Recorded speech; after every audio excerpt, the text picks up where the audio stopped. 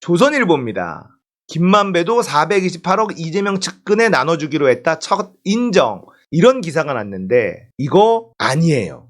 왜 아닌지 자 지금부터 최경영의 최강시사를 좀 들어보겠습니다. 여기에서 충격적인 내용이 꽤 많이 나오거든요. 이거를 정리를 하려다가 그냥 이거 한번 들어보도록 할게요. 쭉 관련돼서 이제 인물들을 취재를 했기 때문에 네. 문제 본질은 어떤 부분을 봐야지 접근할 수 있다. 이렇게 조언을 먼저 해 주시면 어떤 부분을 봐야 될까요, 우리가? 그러니까 지금 많은 분들이 약간 헷갈리고 본질에 접근을 잘 못하시는 이유가 예. 제가 생각하기에는 언론 보도에 가장 큰 문제가 있지 않았나 맞아요. 라는 생각이 드는데 먼저 제가 말씀드리고 싶은 거는 대장동의 그분 그리고 천화동인 1호의 차명 지분 그분 이게 사실은 정영학 녹취록에 없는 얘기입니다. 자, 언론 보도에서는 확정적으로 정영학 녹취록에 네. 있었다라고 보도를 해왔었잖아요. 네네. 정영학 녹취록은 지금 입수하셨었죠. 그렇죠. 제가 이미 올해 1월 달에 예. 상당 부분을 입수했고 추가로 지금 최근에 더 입수를 하고 있는데 예. 김만배가 그러니까 남욱하고 정영학에게 예. 그러니까 천화동인 1호 절반 지분 절반이 그분 것임을 너희도 알지 않느냐 이렇게 얘기를 했다고 작년 10월에 동아일보 기사가 났었습니다. 그랬죠. 네. 근데 하지만 녹취록에 없는 얘기고요. 근데 기사를 우리가 통상 쓸 때는 그럼 소스가 어딘지 뭐 예. 검찰 관계자인지 어딘지 소스가 기사에 적혀 있지 않았고요. 예.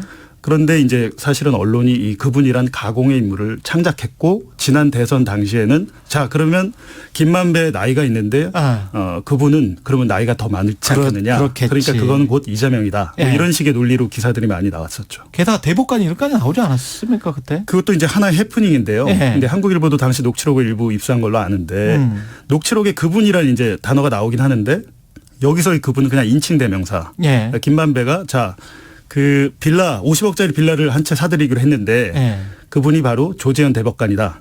딸이 가끔 와서 여기서 잔다. 뭐 이런 식으로 얘기를 해요. 예. 근데 여기서 그분은 우리가 말하는 천화동인 1호의 차명집은 그분은 아니죠. 그러면 그분은 김만배가 만들어 놓은 가공의 인물입니까? 아니면 언론이 만들어 놓은 가공의 인물입니까? 그렇죠. 그러니까 예. 김만배 씨한테 그분에 대해서 물어보면 예. 제대로 답을 하지 않고 나중에는 언론 인터뷰에서 그분은 나다 이렇게 이야기를 하잖아요. 그렇게 얘기했고 그렇게 말했는지도 이제 확실하지 않다. 내가 그런 말을 했는지 기억이 나지 않는다는 게 김만배 씨가 이제 변호인을 통해서 밝힌 입장입니다. 자, 여러분들 어때요? 충격적이지 않습니까? 천화동인 지분의 절반은 그분 거인 거 알지 않느냐라고 동아일보가 보도를 했었는데 정영학 녹취록에 이런 말이 있다라고 해서 그분이 이재명이다라고 공격했었는데요. 이게 없었대요. 정영학의 녹취록에 없었다는 겁니다. 만들어낸 거예요. 언론이.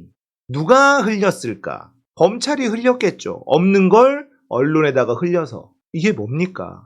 여기서 떠오르는 게 뭐죠? 논두렁식의 국정원이 검찰이 언론에다가 흘려서 언론은 그걸 확인도 안 하고 받아 적고 악마로 만들어낸 바로 그 사건. 지금 그분은 이재명이다. 근데 김만배는 그런 얘기를 한 적이 없다라는 겁니다. 정영학 녹취록에 그런 대목이 없어요. 누가 도대체 이런 없는 사실을 만들어냈을까? 검찰과 언론이 만들어낸 겁니다. 천화동인 지분의 절반은 그분 거다. 이게 만들어낸 거라는 거예요. 이재명을 누명 씌우려고 만들어냈다라는 거예요. 너무나 충격적입니다. 헷갈리네. 근데 게다가 지금 정진상 정무조정실장이랄지 김용인할지 이런 사람들이 유동규로부터 돈을 받았다. 네. 이런 보도들 검찰의 주장과 관련된 보도들이 나오고 있잖아요. 이 상황 정진상 실장은 뭐 혐의를 전면 부인하고 있는데 그렇죠. 지금 뭐가 있는 겁니까? 증거나 뭐가? 저도 이제 최근에 그 기사들을 보니까 주로 이제 마지막에 문장의 끝 마무리가 뭐뭐라고 한다. 뭐뭐라고 한다. 검찰 관계자도 요즘 잘 안 나오더라고요. 뭐뭐라고 한다, 뭐뭐라고 전해진다. 뭐뭐라고 뭐 이렇게 이런 식으로 전원 보도가 많습니다. 부호가 없어요. 게다가.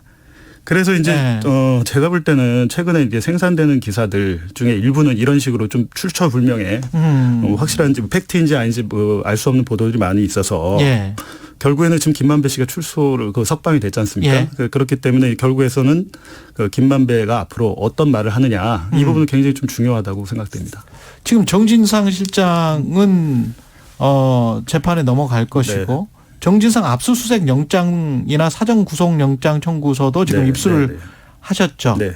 그 내용에는 뭐가 들어가 있습니까? 그러니까 제가 방금 말씀드렸듯이 저는 이제 이 압수수색 영장하고 사전 구속 영장을 입수를 해서 이제 갖고 이렇게 보면서 기사를 썼지 않습니까? 그렇죠. 근데 이제 다른 언론사들은 어떻게 보면 조각조각해서 뭐라고 한다 식으로 이렇게 써놨더라고요. 입수도 하지 않았는데. 네, 이제 그 부분이 굉장히 전 의아한데 내용 자체는 그 해당 문단에는 맞는데 전체적인 맥락에 보면 또 어긋나는 것들이 있고. 아, 전체적인 맥락을 보면 어긋나는 것들이 있고. 예를 들면 오늘자 조선일보 기사에 그 김만배도 인정했다.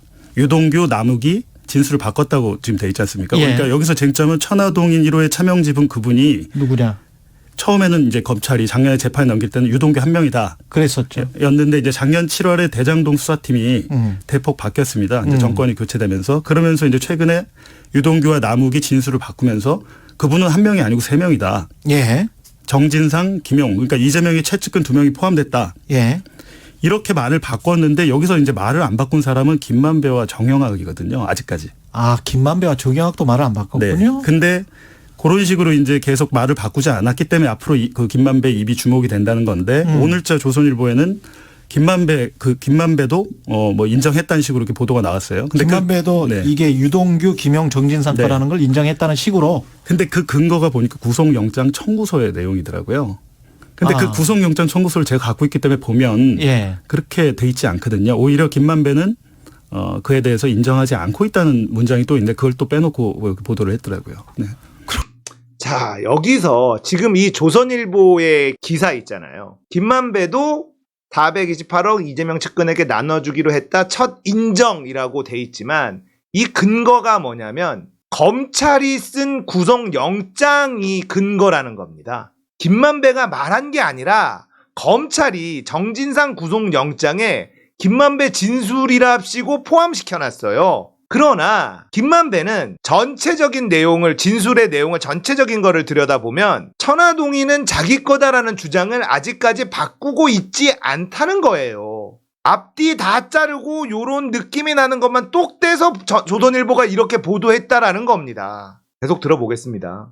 조선일보는 그러면은 뭘 보고 보도를 한 거예요? 그러니까요. 그 구속영장 같은 청구서를 보는데 이렇게 이제 서로 그 각 언론사의 입맛에 따라 인용 보도를 그렇게 하고 있는 거죠. 일종의 각색이네요. 그래서 이제 제가 말씀드렸지만 이 사건에 대한 그 본질이 뭔지 그걸 굉장히 헷갈리거든요. 언론 보도가 각 언론사마다 굉장히 제각각입니다. 앞으로 가장 이게 사건의 본질을 재판의 결과를 지켜봐야 되겠죠. 그 정영학 회계사 녹취록과 지금 정진상 지금 말씀하신 대로 정영학 회계사 녹취록에는 천화동인 1호의 주인공이 주인이 누구라고 돼 있죠? 거기에는? 그러니까 녹취록이 한 1200페이지가 되거든요. 회계사 녹취록이? 굉장히 분량도 많고. 그리고 여기서 그냥 단순하게 뭐 이분들이 그때 녹취록이 보면 이제 2013년부터 15년까지 그리고 2019년부터 21년 작년까지 이렇게 방대한 분량이 있는데 그거는 검찰 수사가 훨씬 시작되기도 전에 자기들끼리 한 이야기입니다. 이 사건이 이제 수사가 시작될 거라고 생각하지 못할 때 대화 아닙니까? 가장 강력한 물증이라고 검찰도 봤고 이 녹취록의 천화동인 1호 그 차명 지분에 대해서는 명확하게 지금 유동규로 한 명으로 나오거든요. 거기에는 유동규라고 나오는 거는 그거는. 그리고 이 녹취록의 가장 마지막 그 녹음된 일자가 작년 4월입니다. 근데 작년 4월까지 정진상, 김용이 등장하지 않아요. 녹취록에는. 그러니까 이 부분은 굉장히 의아하고 그렇다고 해서 그 정영학 회계사가 그건 몰랐느냐. 정영학 회계사는 이 사업의 설계자고 모든 자금의 지출이나 이런 것들을 통제한 사람이에요. 그렇기 때문에 제가 볼 때는 만약에 이게 처음부터 아니면 검찰 수사가 정진상, 김용을 포함한 3인이었다고 됐으면 모를까. 이미 그렇게 진술이 되지 않고 재판이 넘어가서 거의 1년째 재판을 하고 있는데 갑자기 말이 바뀌었어요. 자, 정영학 회계사의 녹취록이 최근 거가 작년 4월까지의 녹취록이 담겨져 있는데 그 전부터 가장 최근의 녹취록을 다 뒤져봐도 정진상, 김용의 이름이 언급된 적이 없어요. 자, 그리고 지금 재판받는데 1년 가까이 재판을 받고 있었는데 지금까지도 아예 안 나오다가 갑자기 정진상, 김용이 등장하기 시작했다는 겁니다. 충격적이죠. 그런데 천화동인의 428억을 이재명 측근에 나눠주기로 했다라는 말이 유동규의 입에서 남욱의 입에서 나오고 있는 거란 말이죠. 정영학은 이 전체에 설계한 사람이고 돈의 흐름을 다 관리하던 사람이 정영학인데요. 한 번도 언급되지도 않았던 이름, 그리고 1년간 재판이 진행되면서도 한 번도 나오지 않았던 이름이 검찰이 수사팀이 바뀌면서 갑자기 등장하기 시작됐다는 겁니다. 이게 검찰이 대장동 수사를 조작으로 끌고 가고 있다는 강력한 증거잖아요. 증거가 있는 게 아니라 진술만 있어요. 이 진술을 뒷받칠 만한 증거는 없습니다. 상황이 이렇게 흘러가고 있는 거예요. 그동안에 갑자기 유동규, 김영, 정진상으로 바꾼 근거는 남욱의 진술에 의거한 겁니까? 그러면 유동규와 남욱의 진술. 유동규와 남욱의 진술에 의거해서.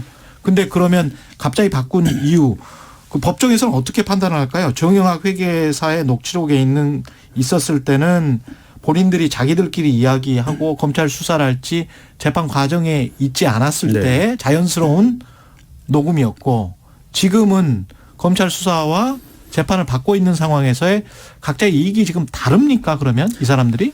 그러니까 검찰이 약간 지금 모순되는 행동을 하는 게 예. 최근에 유동규와 남욱이 진술을 바꿨지만 그러면 기자들이 이제 물어보거든요. 예. 자, 그러면 정영학 녹취록에 대한 증거력을 부정하는 겁니까?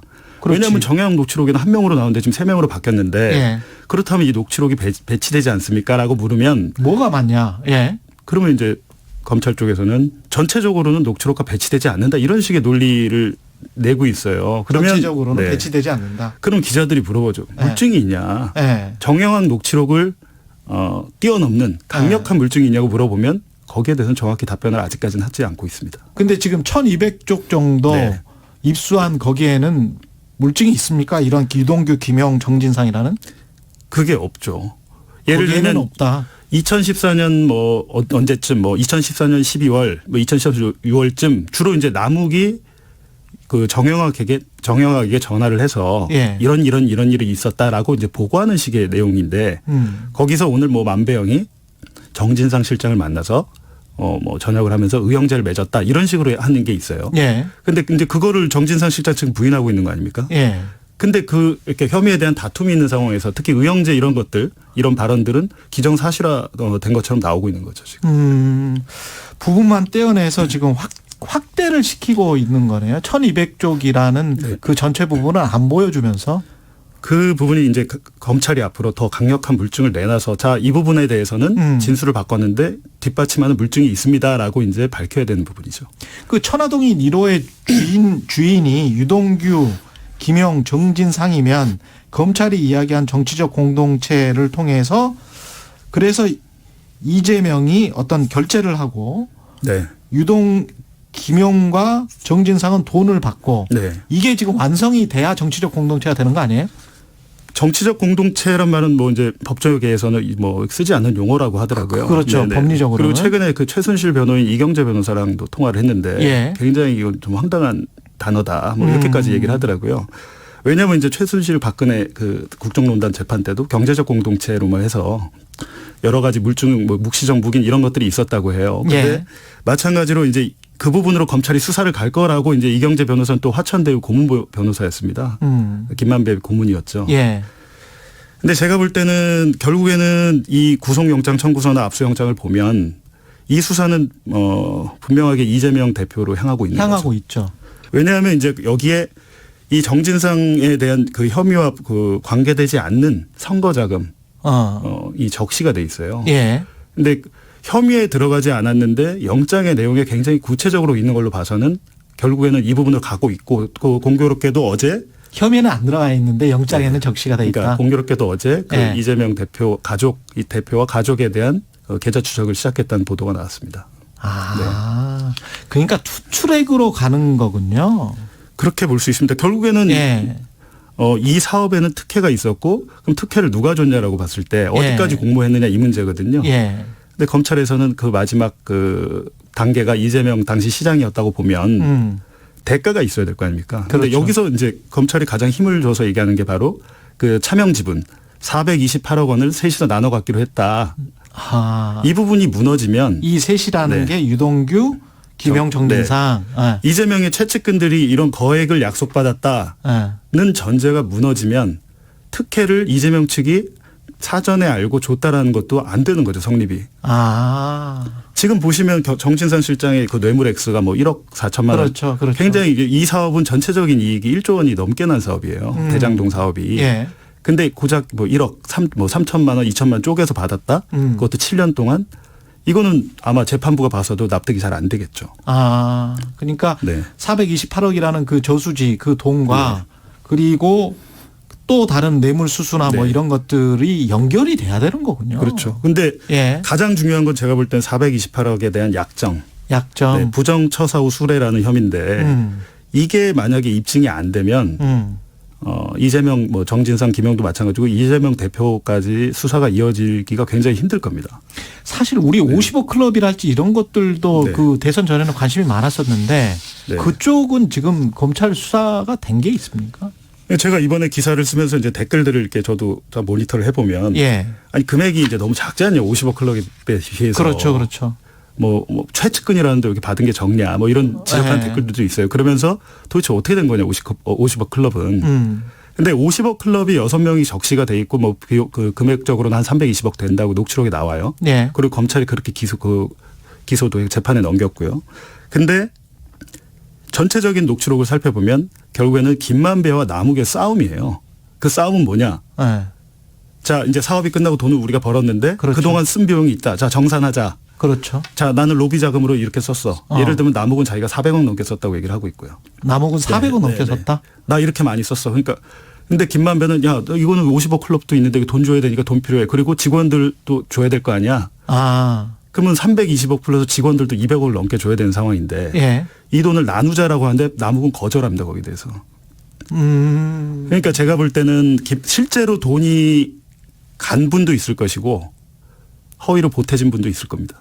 그러니까 네. 김만배가 또는 남욱이 스스로 더 먹기 위해서 그렇죠. 주장을 네. 했었던 부분이 정영학 회계사 녹취록에 있을 수가 있네. 그렇죠. 예. 감이 잡히시나요? 대장동 사건이 불거지게 된 가장 큰 이유, 정영학 회계사의 녹취록. 이 내용에는 결국 뭐냐면 남욱과 김만배의 다툼이라는 거예요. 생각보다 이익이 너무 커진 거예요. 자, 이렇게 돈이 너무 많이 남으니까 얘네들끼리 다툼이 일어나기 시작하는 겁니다. 이제 정산합시다. 근데 서로 로비 자금으로 쓴 돈, 난 이만큼 썼어, 난 이만큼 썼어, 막 이렇게 하면서 너무 많이 벌어서 이 나눠 가지는 거에 다툼이 일어난 거예요. 그걸 정영학 회계사는 전부 다 녹음을 해놨고요. 이게 이 사건의 본질이에요. 그러니까 50억 클럽 중에도 진짜도 있고 부풀려진 사람도 있고 가짜도 있을 수 있다는 얘기가 나오는 거죠. 그러니까 남욱은 나도 이만큼 했고 로비에 이만큼 썼고 나 이만큼 썼어 나. 김만배는 야 나 50억 클럽 이런 사람들 다 챙겨준 거 몰라? 그러니까 이 비용 서로 퉁치고 나눠야 될 거 아니야. 그러니까 남욱은 난 인정 못해.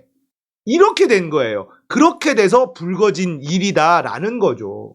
여기에 이재명, 김용, 정진상이 낄 자리가 없어요. 먹은 게 있어야지 뭘 끼지. 그렇게 오랫동안 녹취돼 있었던 그 정영학 회계사의 녹취록엔 김용, 정진상 이름이 거론된 적이 없습니다. 그리고 1년간 진행됐었던 이 재판에서도 거론된 적이 없어요. 정권이 바뀌고 수사팀이 바뀌고 갑자기 유동규가 풀려나기 바로 그 직전에 유동규가 다른 진술을 하기 시작했다는 거예요. 충격적이죠. 얘네들이 이렇게 갑니다. 그리고 428억을 이재명 측근에 나눠주기로 했다라는 게 왜 자꾸 나오냐면 부정처사 후 수뢰죄라는 게 있답니다. 돈을 받기로만 했어도 죄를 물을 수 있다라는 거예요. 그래서 부정처사 후 수뢰죄로 걸고 넘어지려는 포섭이라는 겁니다. 이게 받지도 않았는데 넌 받으려고 계획했으니까 감옥에 넣을 거야.